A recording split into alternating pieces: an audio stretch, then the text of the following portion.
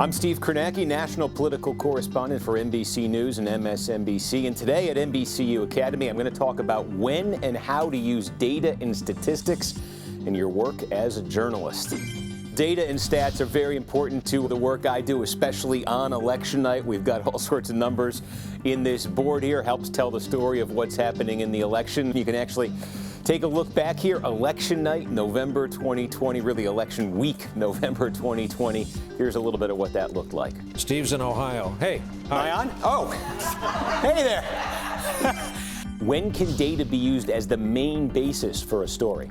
So my main focus is on trying to apply data, numbers to our coverage of politics, of polling in elections, election nights, and I've been doing some sports lately too. And you could just see data is the story when it comes to election night, who's winning, who's losing, where have the votes come from, where are the remaining votes. That's a purely data-driven story in the run-up to election night.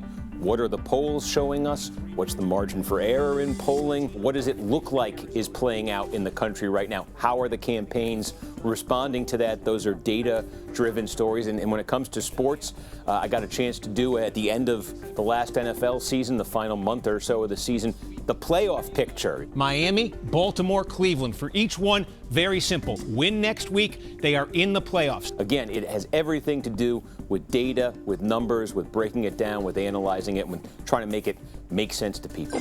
What types of stories can be improved by adding data? Well, just about every story probably can be. Let's say we're talking about a major issue in an election. It's always useful to have a reporter on the ground who can talk to voters, who can talk to stakeholders, who can talk to activists, talk to campaigns who are trying to bring a certain outcome about. But data can be a piece of that too. Controlling the coronavirus and rebuilding the economy, which was a more important issue? We could look at the polling. We could say, well, this group is trying to make this happen. What do the voters say about it in a poll? Or we could break down the demographics of the electorate that's going to decide an election. It's going to be critical to kind of determining the outcome. So I think data always provides context, added context, as a way of helping us to better understand any story we're talking about. How do you sift through the data to figure out what's most important? Well, sometimes that can be pretty straightforward, but it can also be tricky. A lot of times if you get a poll in an election, it's 20 or 30 pages long and there's 50, 60 different questions in it. But usually if you look closely, you can find one or two that really get to the heart of the bigger conversation, the bigger sort of picture that we're looking at. You could find one or two questions that get to a key group, a key number, a key stat.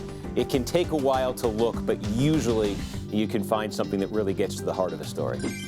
How much data is the right amount to include? It's a really key question, and I think one of the mistakes I made early on in doing this was I often included too much. I'd find a whole bunch of different numbers. They were all interesting to me. They all said something that seemed relevant to the election, that seemed relevant to the story I was trying to tell. But what I found was, especially on television, the more numbers you put out there, I think the harder it is to follow, the more easy it is to kind of lose the audience. And so what I've kind of figured out is when it comes to numbers and data on television, they're a vital part of the story, but in some ways less is better.